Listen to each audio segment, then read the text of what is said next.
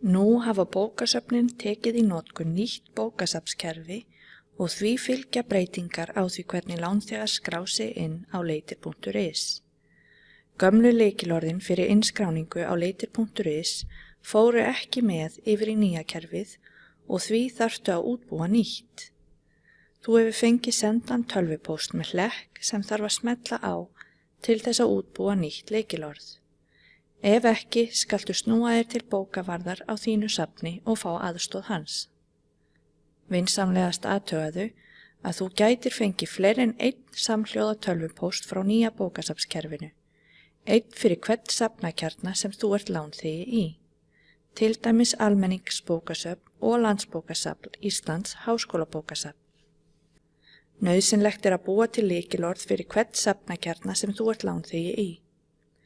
Athugaðu að ef þú breytir lykilorð fyrir Almenningsbókasafn, breytist lykilorðið þitt einnig fyrir rafbókasafnið. Ef þú ýtir á hlekkinn sem þú fékkst sendan, ferðu inn á síðu þar sem þú ert beðin að búa til nýtt aðgangsorð. Athugaðu að lykilorðið þarf að vera að minnstakosti 8 stafa langt og má ekki innihalda notendanafn þitt og kennitölu.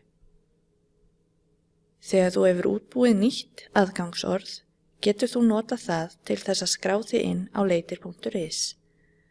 Þar skaltu nota skírteinisnúmerið þitt og nýja lykilorðið til þess að skrá þig inn.